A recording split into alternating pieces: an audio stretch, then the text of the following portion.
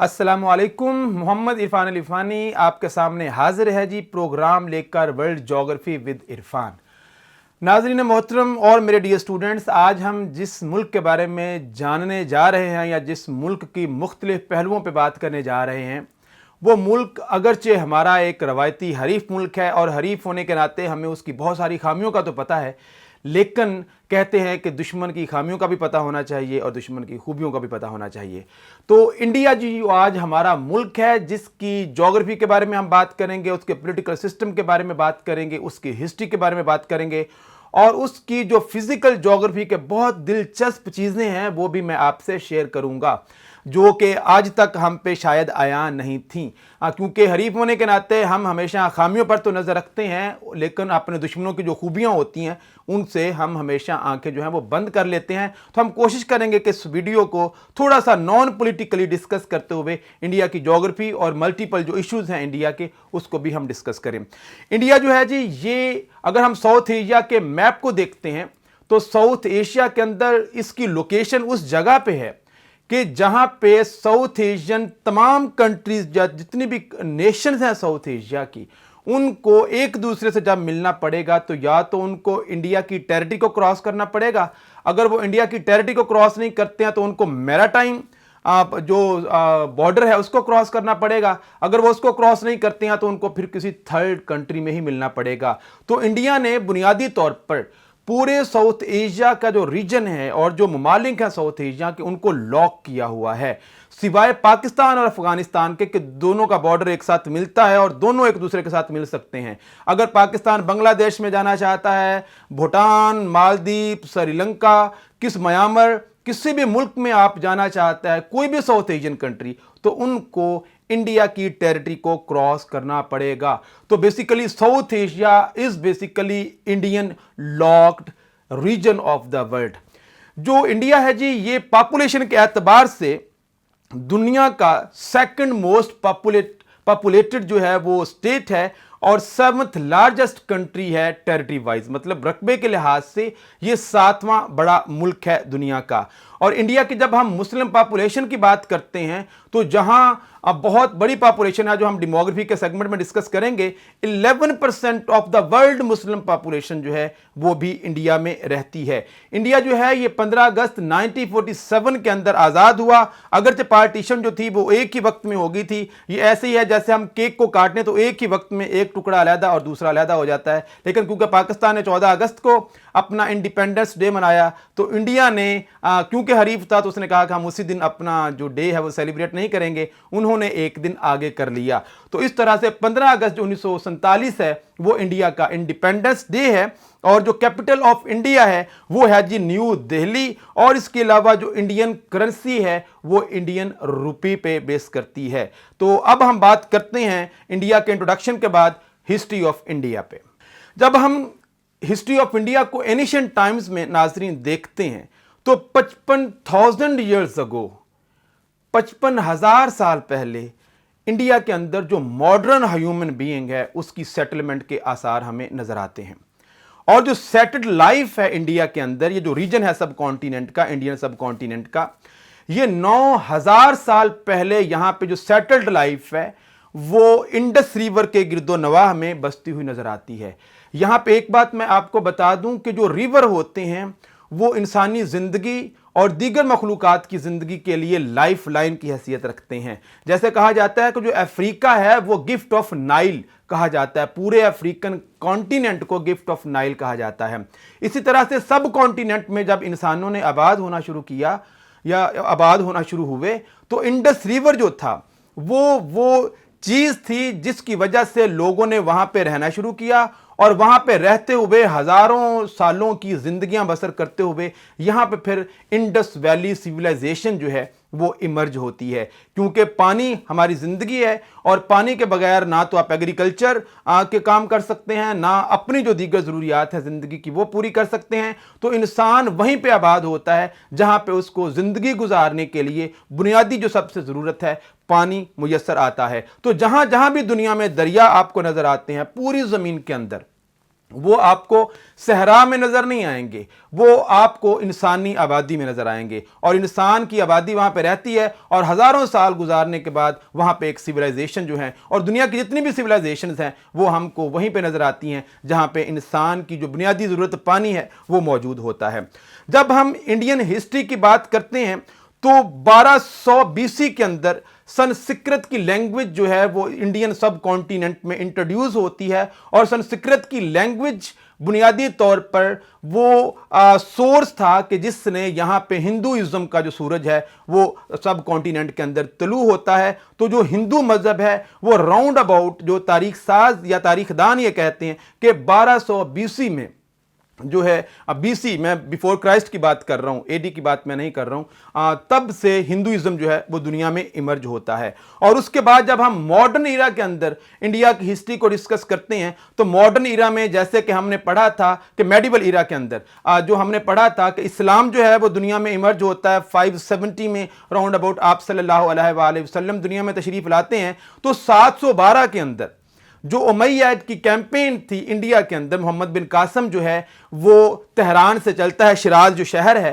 Iran का, वहाँ से हजाज बिन यूसुफ के कहने पे एक बहुत बड़ी फौज तैयार करके ये जो आज का इंडियन सब कॉन्टिनेंट है इसकी तरफ अपनी कैंपेन लॉन्च करता है। और कराची, जिसको हम, जहाँ पे हमारी बिन कासम पोर्ट भी है और मोहम्मद बिन कासम के नाम पे बेसिकली वो पोर्ट बनी हुई है, तो 712 में मोहम्मद बिन कासम उस पोर्ट के जरिए से इस इंडियन सब कॉन्टिनेंट में दाखिल हुआ था। और उसके बाद जो कहानी थी राजा दहार के साथ और उसके बाद रानी बाई के साथ जो जंगें हुई वो एक अलहदा से दास्तान है। उसके बाद जो जूडाइज्म के आसार और क्रिश्चियनिटी भी मुख्तलिफ मज़ाहब जो हैं वो फिर सब कॉन्टिनेंट के अंदर इंट्रोड्यूस होते हैं और यहाँ के लोगों के अंदर बहुत सारे लोग उन मज़ाहब का हिस्सा बन जाते हैं।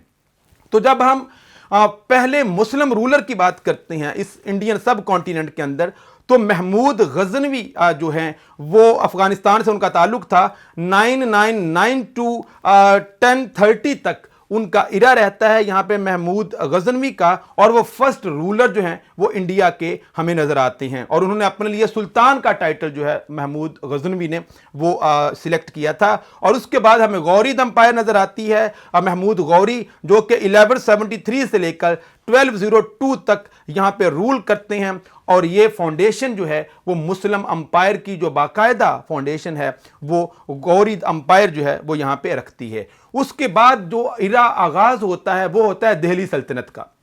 दिल्ली सल्तनत के बारे में आमतौर पर स्टूडेंट जो हैं वो बहुत ज़्यादा कंफ्यूज होते हैं कि दिल्ली सल्तनत शायद किसी एक डायनेस्टी के साथ एसोसिएटेड है। तो दिल्ली सल्तनत का मतलब कोई डायनेस्टी के साथ एसोसिएशन नहीं होती है। दिल्ली सल्तनत का मतलब ये है कि जब इस्लामिक अंपायर जो इंडिया के अंदर दिल्ली से बेस करती थी और वो पूरे बर सगीर के मुख्तलिफ इलाकों में फैली हुई थी और मुख्तलिफ डायनेस्टीज जो थी वो दिल्ली सल्तनत के अंडर जो हैं वो यहाँ पे रूल करती रही हैं, जिनके अंदर, और ये जो इरा है ये 1206 से लेकर 1526 तक, 1206 से लेकर 1526 तक जो दिल्ली अंपायर है वो इंडिया में हमें नजर आती है। और उसके अंदर Mamluk dynasty, Khilji dynasty, Tughlaq dynasty, Syed dynasty और लोधी डायनेस्टी जो है वो हमें नजर आती है। और फिर हमें 1526 के अंदर जब बाबर और इब्राहिम लोधी की जंग होती है और बाबर जो है इब्राहिम लोधी को शिकस्त दे देता है, तो वहां से फिर मुगल अंपायर जो है वो हमें नजर आती है। इसी दौरान जो वास्को डी गामा था, यूरोप से, पुर्तगाल से वो चला और उसने एक रास्ता जो था इंडिया की तरफ वो भी दरियाफ्त कर लिया। तो फिर अंग्रेजों ने भी बड़े सगीर का रुख करना शुरू कर दिया और फिर ईस्ट इंडिया कंपनी, जैसे कि आप सबको पता है 17वीं सेंचुरी के अंदर वो यहाँ पे अपने इकोनॉमिक इंटरेस्ट को पूरा करने के लिए आते हैं, लेकिन आहिस्ता आहिस्ता वो यहाँ के पॉलिटिकल, सोशल और आपके इकोनॉमिक जो स्फेयर है उसको डोमिनेट करना शुरू कर देते हैं। और ईस्ट इंडिया कंपनी की वजह से फिर यहाँ पे हम देखते हैं कि 1857 की जंगे आज़ादी तक ईस्ट इंडिया कंपनी जो है वो डोमिनेट करती है हमारे रीजन को। और 1857 की जंगे आज़ादी के बाद 1858 के अंदर जो हमारी ईस्ट इंडिया कंपनी को ख़त्म कर दिया जाता है और 1858 में ये जो सब कॉन्टिनेंट, इंडियन सब कॉन्टिनेंट है, ये डायरेक्टली बरतानिया के रूल में आ जाता है और डायरेक्टली ब्रिटिश कॉलोनी जो है वो ऑफिशियली बन जाता है। और उसके बाद हमें एक लंबी दास्तान है। उसके बाद 1947 में ये जो खित्ता है इसको अंग्रेज जो है वो दो हिस्सों में तकसीम कर देता है। एक का नाम इंडिया रख दिया जाता है, एक का नाम पाकिस्तान रख दिया जाता है। तो ये तो थी जी हिस्ट्री ऑफ इंडिया। अब हम बात करते हैं इंडिया के फ्लैग की।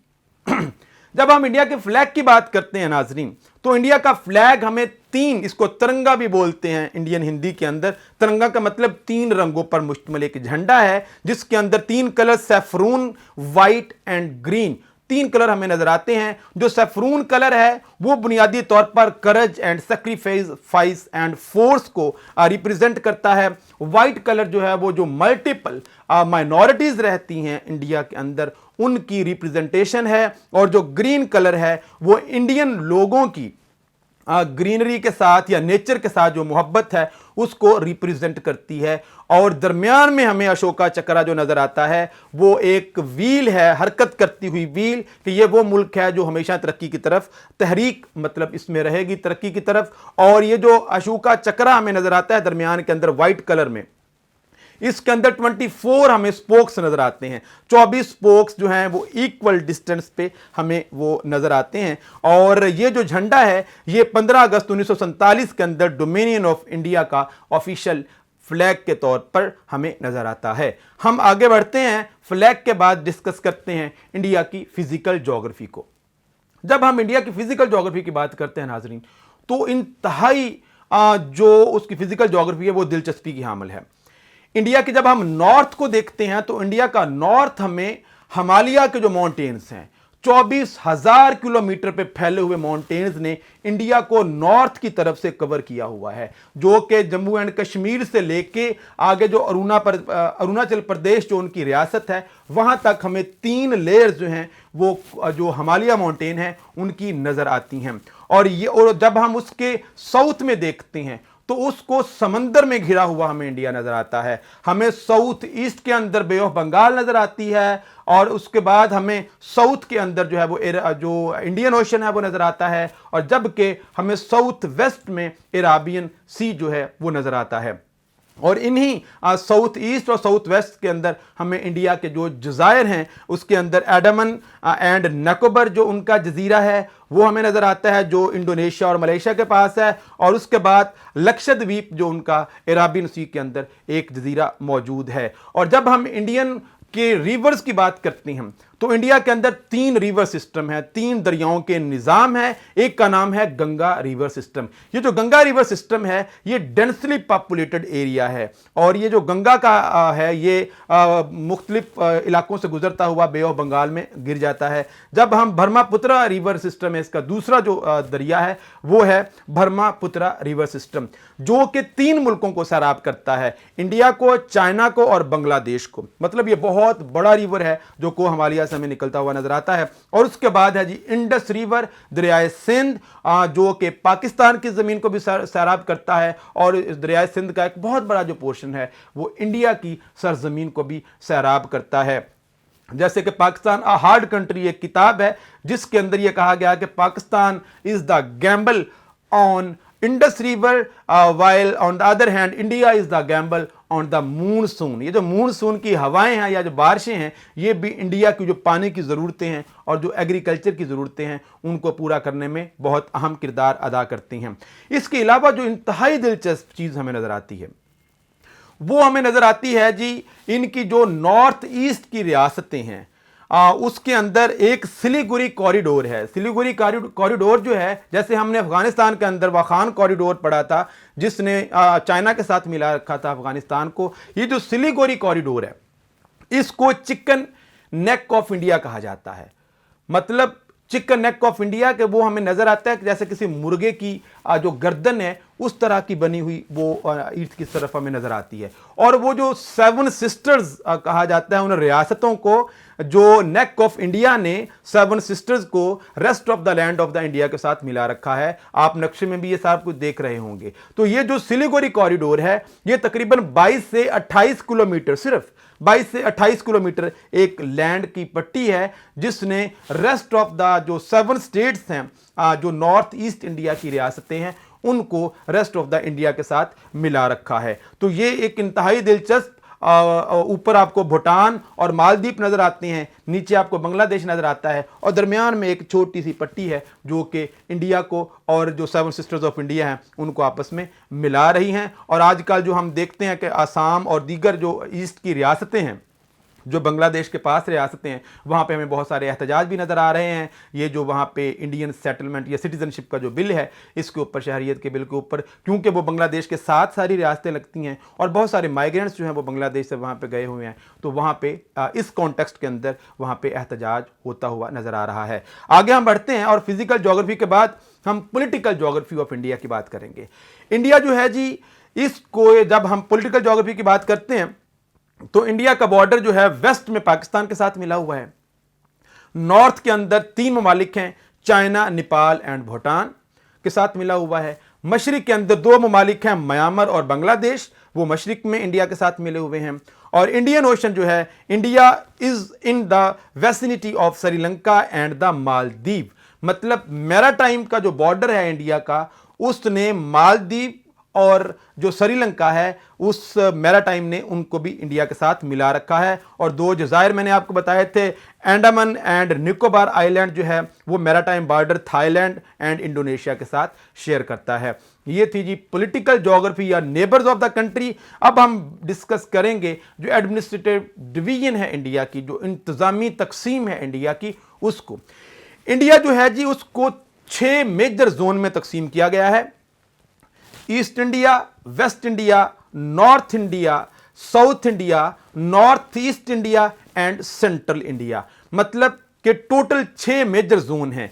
अब ये जो 6 मेजर जोन हैं इनके अंदर मुख्तलिफ रियासतें जो हैं वो हमें नजर आती हैं, और इंडिया जो है वो तकरीबन 28 जो प्रोविंसेस हैं या स्टेट्स हैं उन पे बेस करता है, और 9 यूनियन टेरिटरी पे बेस करता है, मतलब 28 उसके सूबे हैं और 9 जो हैं उसकी यूनियन टेरिटरीज हैं। अब आपके जहन में यह सवाल पैदा हो रहा होगा कि यूनियन टेरिटरी से क्या मुराद है और प्रोविंसेस से क्या मुराद है। तो जो यूनियन टेरिटरीज हैं वो basically directly controlled by the central government, जैसे हमारे फाटा के इलाके थे जो कि अब मर्ज हो चुके हैं केपीके के अंदर, और वो जो इलाके थे वो फेडरली एडमिनिस्ट्रेटेड ट्राइबल एरियाज थे और उनको डायरेक्टली गवर्नमेंट, जब हमारी जो फेडरेशन थी वो एडमिनिस्ट्रेट कर रही थी। लेकिन जब हम ये जो 9 यूनियन टेरिटरीज हैं इंडिया की, वो भी उनकी अपनी अपनी असेंबलियां नहीं हैं, मतलब वो अपनी एडमिनिस्ट्रेशन नहीं चला सकते, वो डिपेंडेंट है सेंटर के ऊपर अपनी मुख्तलिफ पॉलिसीज बनाने में। ये था जी एडमिनिस्ट्रेटिव डिवीजन ऑफ इंडिया। आगे हम मजीद बढ़ते हैं और डिस्कस करते हैं political system and legislative body of the India. जब हम पॉलिटिकल सिस्टम की बात करते हैं तो जैसे हम सब जानते हैं कि जो पार्लिमानी निज़ाम हुकूमत, यहाँ पे जब ब्रिटिश राज था तो यहाँ पे जो निज़ाम बरतानिया छोड़ के गया उसी निज़ाम के ताबे फिर पाकिस्तान और इंडिया ने भी अपने जो सियासी निज़ाम है उनकी बुनियाद रखी। पार्लिमानी निज़ाम जो है वो इंडिया में हमें नजर आता है, फेडरल पार्लियामेंट्री डेमोक्रेटिक रिपब्लिक है जी इंडिया। उसका हेड ऑफ स्टेट प्रेसिडेंट होता है, हेड ऑफ गवर्नमेंट जो है वो प्राइम मिनिस्टर होता है, और उसकी पार्लियामेंट जो है वो बाय कैमरल है। उस अपर हाउस है उसका, एक लोअर हाउस है। अपर हाउस का नाम है जी उसका राज्य सभा और लोअर हाउस का नाम है लोकसभा। तो लोअर हाउस क्योंकि आम लोग वहां पे जो रिप्रेजेंटेटिव होते हैं, इलेक्टेड मेंबर्स होते हैं, और जो अपर हाउस होता है वो आमतौर पे परमानेंट होता है ममालिक के अंदर। तो वहां पे जो पार्लिमानी निज़ाम है सारे इख्तियारात वज़ीर-ए-आज़म के पास हैं, और जो लोकसभा और राज्यसभा मिला के जो लेजिस्लेटिव बॉडी है इंडिया की वो बनाते हैं, और जो लोकसभा है वो 545 मेंबर्स पे बेस करती है। आगे हम बढ़ते हैं जी और इंडिया की डेमोग्राफी की बात करते हैं। डेमोग्राफी इंडिया जो है, जैसे मैंने आपको शुरू में बताया कि 2nd मोस्ट पॉपुलेटेड कंट्री है दुनिया के अंदर, और 2090 की जो रिपोर्ट्स हैं वर्ल्ड पॉपुलेशन प्रोस्पेक्ट्स पॉपुलेशन की, उसके मुताबिक 1,35,64,64,280 जो लोग हैं वो इस वक्त इंडिया में मौजूद हैं, मतलब राउंड अबाउट 1,36 लोग जो हैं वो इंडिया में हैं। इंडिया जो है वो बहुत सारे एथनिक ग्रुप, जिसके अंदर कहा जाता है कि 2000 एथनिक ग्रुप्स जो हैं वो हमें इंडिया में नजर आते हैं।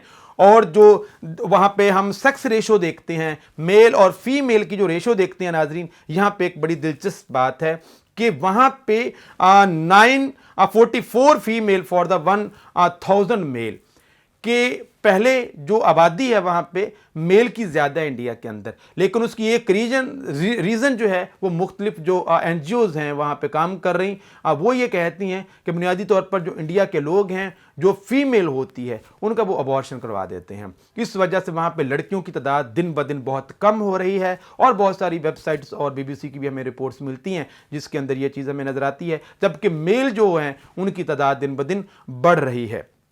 और सेंसस ऑफ इंडिया 2001 के मुताबिक इंडिया हैज़ 122 मेजर लैंग्वेज, मतलब 122 बड़ी ज़ुबानें इंडिया में बोली जाती हैं और कोई 1599 अदर लैंग्वेजेस जो लोकल इलाकाई ज़ुबानें हैं वो कम से कम 1599 ज़ुबान जो हैं वो इलाकाई सतह पे बोली जा रही हैं। और article 343 of Indian constitution stated that the official language of the India जो है वो हिंदी जो है वो उनकी ऑफिशियल लैंग्वेज है जो कि वहाँ पे बोली जाती है। और ये इंडिया की हमने डेमोग्राफी की बात की। आगे हम बढ़ते हैं और इंडिया की डेमोग्राफी के अंदर हमने पॉपुलेशन के अंदर मुसलमानों की जब हम बात करते हैं तो 11% of the world Muslim population जो है वो मैंने शुरू में भी आपको बताया था वो इंडिया में रहती है। और इसके अलावा 42 पॉइंट लोग इस्लाम के साथ हैं, 2.3% जो है वो क्रिश्चियनिटी के साथ हैं, 1.7% पॉपुलेशन जो है वो सिखिज्म पे बेस करती है और 0.7 जो है वो बुद्धिज्म पे बेस करती है। तो मतलब एक मल्टी रिलीजियस और मल्टी एथनिक कंट्री है वो इंडिया है। अब हम बात करते हैं इंडिया की मिलिट्री के हवाले से। इंडिया की जो आर्म्ड फोर्सेस हैं वो मिलिट्री, जब मिलिटरीली उनको फोर्सेस हम देखते हैं तो इंडियन नेवी, इंडियन आर्मी और इंडियन एयरफोर्स में तकसीम है। मतलब तीन उनकी जो डायमेंशंस हैं इंडियन मिलिट्री की। और Indian armed forces are supported by the Indian coast guard and para military organisations. और भी डिफरेंट जो हैं वो law and order and security and defence की ऑर्गेनाइजेशंस हैं जो सपोर्ट करती हैं इंडिया की आर्मी को। और 1.4 मिलियन एक्टिव पर्सनल के साथ जो इंडिया है जी वर्ल्ड सेकंड लार्ज मिलिट्री रखता है। दुनिया की दूसरी बड़ी जो आर्मी है या मिलिट्री है वो इंडिया के पास है। एंड वर्ल्ड लार्जेस्ट जो वॉलंटियर आर्मी है वो इंडिया के पास है। और फोर्थ लार्जेस्ट डिफेंस बजट है इंडिया का। मतलब पूरी दुनिया के अंदर जो सबसे ज्यादा अपनी डिफेंस के ऊपर खर्च करते हैं इंडिया चौथे नंबर पे फॉल करता है। अपने बजट का जो हिस्सा है मेजर पोर्शन वो डिफेंस पे लगाता है। आज का जो हमने प्रोग्राम डिस्कस किया है नाजरीन वो इंडिया के हवाले से था। उम्मीद है आपको ये प्रोग्राम पसंद आया होगा। इंशाल्लाह एक नए प्रोग्राम के साथ और एक नए मुल्क के साथ हम हाजिर होंगे अगले प्रोग्राम के अंदर। अगर आप किसी और मुल्क के बारे में जानना चाहते हैं तो ज़रूर हमें बताइएगा, कमेंट सेक्शन में अपने कमेंट्स कीजिए, तजावीज़ दीजिए, कोई चीज़ें रिकमेंडेशंस दीजिए। आपका मेज़बान मोहम्मद इरफान अली आपसे इजाज़त चाहता है। एक नए प्रोग्राम के साथ आपसे दोबारा मुलाकात होती है। अल्लाह हाफ़िज़ नासिर फ़ी अमान अल्लाह।